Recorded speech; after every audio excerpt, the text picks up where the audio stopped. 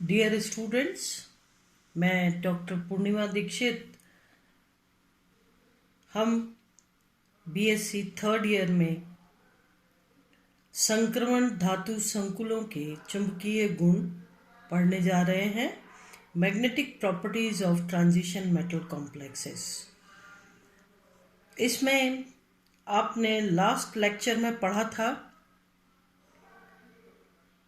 कि किस तरीके से जो मेटल कॉम्प्लेक्सेस या धातु संकुल जो हैं वो अनुचुंबकीय पैरामैग्नेटिक बिहेवियर शो करते हैं, डायमैग्नेटिक बिहेवियर शो करते हैं, फेरोमैग्नेटिक बिहेवियर और उसके अलावा एंटी फेरोमैग्नेटिक बिहेवियर शो करते हैं। इस बारे में आपने लास्ट लेक्चर में पढ़ा था। कौन कौन सा? पैरामैग्नेटिज्म, डायमैग्नेटिज्म, फेरोमैग्नेटिज्म और एंटी फेरोमैग्नेटिज्म। एक चीज़ और पढ़ी थी आपने, फेरी मैग्नेटिज्म। आज हम मैग्नेटिक ससेप्टिबिलिटी यानी चुंबकीय प्रवृत्ति से लेके किस प्रकार से हम मैग्नेटिक ससेप्टिबिलिटी को निकालते हैं, इस चीज़ को पढ़ेंगे। तो इसमें हम पढ़ेंगे मैग्नेटिक ससेप्टिबिलिटी में ध्रुव शक्ति क्या होती है यानी पोल स्ट्रेंथ, चुंबकन की तीव्रता यानी इंटेंसिटी ऑफ मैग्नेटिज्म,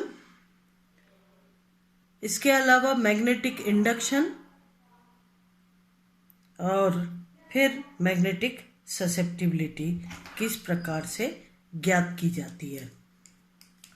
ध्रुव शक्ति क्या होती है? आप परिचित हैं ध्रुव शक्ति से? इकाई ध्रुव उसे कहा जाता है जो वायु या निर्वात में दूसरे इकाई शक्ति वाले ध्रुव को एक डाइन बल से आकर्षित या प्रतिकर्षित करे। उसे हम इकाई ध्रुव कहते हैं।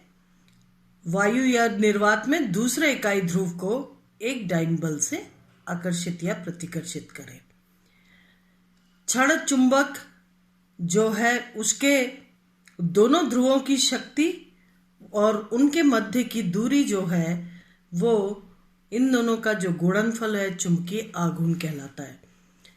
अगर ध्रुव शक्ति m है और उनके बीच दोनों ही ध्रुवों के बीच की दूरी जो है अगर वो l है तो चुंबकीय आघूर्ण इज इक्वल टू हो जाएगा m इंटू l, यानी जो दोनों ध्रुवों की शक्ति इंटू उनके बीच की दूरी। चुंबकन की तीव्रता, इंटेंसिटी ऑफ मैग्नेटिज्म, कितना चुंबकन उत्पन्न हुआ है उसकी तीव्रता क्या है, उसको कैसे जानेंगे? प्रति इकाई क्षेत्रफल में प्रेरित ध्रुव शक्ति को कहते हैं। अगर वहां पर एरिया डिसाइड कर दिया जाए, ए प्रति इकाई क्षेत्रफल में प्रेरित ध्रुव शक्ति को कहते हैं। कितना ध्रुव शक्ति प्रेरित हुई है? यदि किसी पदार्थ की ध्रुव शक्ति m, आपने कहा ध्रुव शक्ति m, तो पदार्थ की ध्रुव शक्ति m और दोनों ध्रुवों के बीच की दूरी l तथा ध्रुव का क्षेत्रफल a हो तो I यानी क्या हो गया?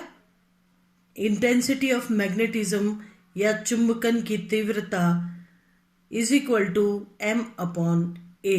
m ध्रुव शक्ति, a एरिया की बात कर रहे हैं।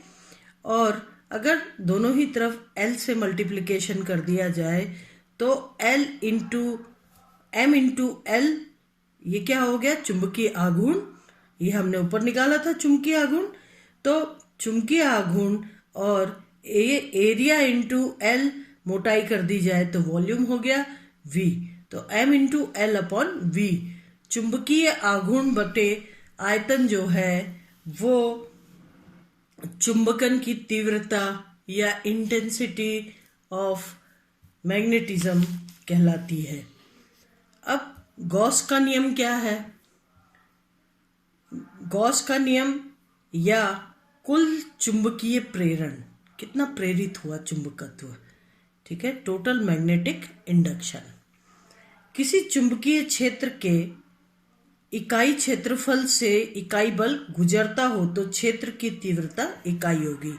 अब हम बात क्षेत्र की कर रहे हैं कि किसी भी चुंबकीय क्षेत्र के इकाई क्षेत्रफल, चुंबकीय क्षेत्र है उसके बीच इकाई क्षेत्रफल हम ले रहे हैं, और अगर इस क्षेत्रफल से इकाई बल रेखाएं गुजर रही हो तो जो क्षेत्र की तीव्रता है वो भी इकाई होगी। अब बात करते हैं हम क्षेत्र की तीव्रता की, या यदि पदार्थ को H गॉस शक्ति वाले चुंबकीय क्षेत्र में रखें तो आप जानते हैं कि चुंबकीय क्षेत्र की तीव्रता को हम गॉस में प्रदर्शित करते हैं। तो H गॉस शक्तिशाली चुंबकीय क्षेत्र, शक्ति वाले चुंबकीय क्षेत्र में रखें तो उसमें भी चुंबकीय प्रेरण प्रेरित हो जाता है। चुंबकीय क्षेत्र जो होता है, अगर चुंबकीय क्षेत्र में किसी पदार्थ को रखें और रखने के बाद उसमें जो भी चुंबकीय प्रभाव प्रेरित होता है यह चुंबकीय प्रेरण कहलाता है, यानी उसमें से कितनी बल रेखाएं होकर गुजरती हैं। बल रेखाओं की संख्या को हम चुंबकीय प्रेरण कहते हैं, ठीक है। तो चुंबकीय अगर H गॉस शक्तिशाली वाले चुंबकीय क्षेत्र में अगर हम पदार्थ को रखते हैं तो उसमें भी चुंबकीय प्रभाव प्रेरित हो जाता है। यह चुंबकीय प्रेरण B या चुंबकीय फ्लक्स या पदार्थ के इकाई क्षेत्रफल से गुजरने वाली बल रेखाओं की कुल संख्या को कहते हैं। यानी B जो है ये चुंबकीय प्रेरण कहला रहा है, और ये प्रेरण आपको कैसे पता चल रहा है, जब पदार्थ को चुंबकीय क्षेत्र में रखेंगे तो उसमें से कितनी बल रेखाएं होकर के गुजर रही हैं वो चुंबकीय प्रेरण कहला रहा है।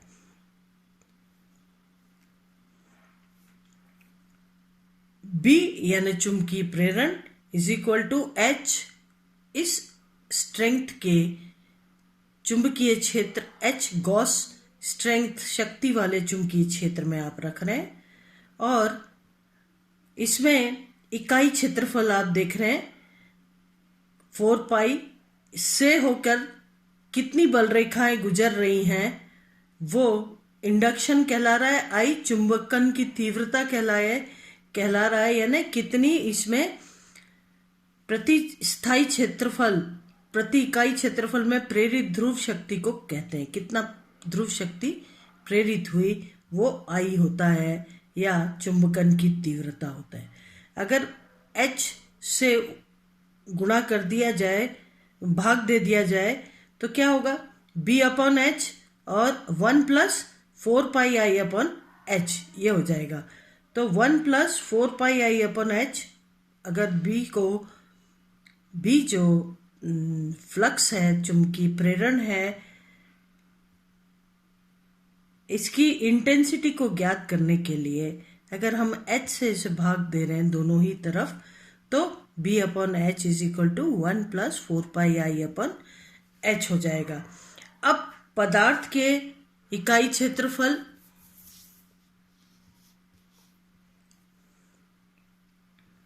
मैं आपको यहां पर बता रही थी कि किसी चुंबकीय क्षेत्र के इकाई क्षेत्रफल से इकाई बल गुजरता हो तो क्षेत्र की तीव्रता इकाई होगी। अब हम क्षेत्र जो है उसकी जो तीव्रता है H गॉस है, ठीक है। इस H गॉस शक्ति वाले चुंबकीय क्षेत्र में पदार्थ को रख रहे हैं तो क्या होगा, उसमें भी उससे होकर के चुंबकीय बल रेखाएं गुजरेंगी, उसमें चुंबकीय प्रभाव प्रेरित हो जाएगा। यह चुंबकीय प्रेरण B या चुंबकीय फ्लक्स या पदार्थ के इकाई क्षेत्रफल से गुजरने वाली बल रेखाओं की कुल संख्या। चुंबकीय फ्लक्स क्या है, या हम कहें कि मैग्नेटिक इंडक्शन, तो वो क्या है, वो पदार्थ के इकाई क्षेत्रफल से होकर गुजरने वाली बल रेखाओं की संख्या है। तो बल रेखाओं की संख्या यानी फ्लक्स है ना, चुंबकीय फ्लक्स या चुंबकीय प्रेरण B is equal to H intensity का क्षेत्र है और 4 पाई क्षेत्रफल और आई क्या हुआ, कितनी तीव्रता उसमें डेवलप हो रही है, चुंबकन की तीव्रता। अगर इस समीकरण को h से भाग दे दें तो ये हो जाएगा B/H is equal to 1 + 4πI/H। ये हो जाएगा, ये दूसरा समीकरण है। अब पदार्थ के इकाई क्षेत्रफल में चुंबकीय बल रेखाओं की संख्या व निर्वात में चुंबकीय बल रेखाओं की कुल संख्या के अनुपात को B/H को उस पदार्थ की चुंबकीय पारगम्यता से आप परिचित हैं। बॉटनी में भी पारगम्यता यानी उसमें से कितने किसी भी वॉल से, सेल वॉल से होकर कितने आयन गुजरते हैं, हम उसको परमिएबिलिटी या पारगम्यता कहते हैं। इसी प्रकार से यहाँ पर जो बात कर रहे हैं वो पदार्थ में से होकर गुजरने वाले जो चुंबकीय बल रेखाएं हैं उसके लिए हम यहाँ पर पारगम्यता का उपयोग कर रहे हैं। तो अब पदार्थ के किसी क्षेत्रफल में चुंबकीय बल रेखाओं की संख्या व निर्वात में चुंबकीय बल रेखाओं की कुल संख्या के अनुपात को यानी B/H, H गॉस वाले में कितनी रेखाएं गुजरी, इसको हम पदार्थ की चुंबकीय पारगम्यता P से प्रदर्शित करते हैं, मैग्नेटिक परमिएबिलिटी कहते हैं। तो मैग्नेटिक परमिएबिलिटी कितनी हो गई, B/H, यानी जो निर्वात में उसमें से होकर निकलने वाली बल रेखाएं और H गॉस चुंबकीय क्षेत्र लगाने पर उस पदार्थ में से होकर कितनी बल रेखाएं गुजर रही है उसके अनुपात को हम पारगम्यता परमिएबिलिटी कहते हैं। कोई पदार्थ बाह्य चुंबकीय क्षेत्र या चुंबकन से कितना प्रभावित होता है यह पदार्थ की चुंबकीय प्रवृत्ति या मैग्नेटिक ससेप्टिबिलिटी कहलाती है। क्या हो गया, बाह्य चुंबकीय क्षेत्र। आप यहाँ पर देख रहे हैं H गॉस लग रहा है बाह्य चुंबकीय क्षेत्र। तो जो पदार्थ रखा हुआ है वो चुंबकीय क्षेत्र से कितना प्रभावित हो रहा है वो मैग्नेटिक ससेप्टिबिलिटी कहलाती है। कोई पदार्थ बाह्य चुंबकीय क्षेत्र से या चुंबकन से कितना प्रभावित होता है यह पदार्थ की चुंबकीय प्रवृत्ति या मैग्नेटिक ससेप्टिबिलिटी कहलाती है तथा इसे काई द्वारा प्रदर्शित करते हैं। इसे हम इकाई आयतन की प्रवृत्ति या आयतन प्रवृत्ति भी कहते हैं। यहाँ काई क्या हो गई, magnetic susceptibility is equal to I, कितना चुंबकत्व उस पर उत्पन्न हुआ, चुंबकन की तीव्रता या intensity of magnetism upon H। H क्या हो गया, बाह्य क्षेत्र की जो चुंबकन की जो चुंबकीय शक्ति जो बाह्य क्षेत्र की है वो हो गया H। H गॉस चुंबकीय क्षेत्र लगा रखा है। अब अगर 2, 3 व 4 से अगर हम देखें तो क्या है, P इज इक्वल टू 1 + 4π काई। ठीक है, क्योंकि काई क्या है, I/H। ठीक है, तो ये हो गया P पारगम्यता या परमेबिलिटी इज इक्वल टू 1 + 4π काई। अब यहां पर आप जानते हैं P is equal to B/H। ठीक है, B क्या है, H + 4πI, ये हो गया। और जब इसको H से भाग दे रहे हैं तो ये बन गया B/H is equal to 1 + 4πI/H। ठीक है, तो P इज इक्वल टू ये कितना हो गया, 1 + 4π काई। ठीक है, P तथा X के कोई मात्रक नहीं होते, इनके मान प्राकृतिक संख्याओं के रूप में प्रदर्शित किए जाते हैं। चुंबकीय प्रवृत्ति को हम ग्राम प्रवृत्ति या विशिष्ट प्रवृत्ति स्पेसिफिक ससेप्टिबिलिटी या मोलर ससेप्टिबिलिटी के रूप में प्रदर्शित करते हैं। प्रति इकाई संहति पर यूनिट मास ससेप्टिबिलिटी प्रवृत्ति को ग्राम प्रवृत्ति कहते हैं। पर यूनिट मास ससेप्टिबिलिटी प्रवृत्ति को यानी ससेप्टिबिलिटी को पर यूनिट मास ससेप्टिबिलिटी को ग्राम प्रवृत्ति कहते हैं और इसे काई जी द्वारा प्रदर्शित करते हैं। ग्राम प्रवृत्ति इज इक्वल टू आयतन प्रवृत्ति अपॉन घनत्व। तो आयतन प्रवृत्ति काई और घनत्व डी। तो जब आप काई को डी से डिवाइड करेंगे तो क्या निकलेगा? ग्राम प्रवृत्ति। मोलर प्रवृत्ति इज इक्वल टू काई जी इंटू मॉलिक्यूलर वेट से गुना कर दीजिए तो ये हो गई मोलर प्रवृत्ति। तो इस तरीके से ससेप्टिबिलिटी या प्रवृत्ति का मान ज्ञात कर लिया जाता है। आज हम इतना ही पढ़ेंगे।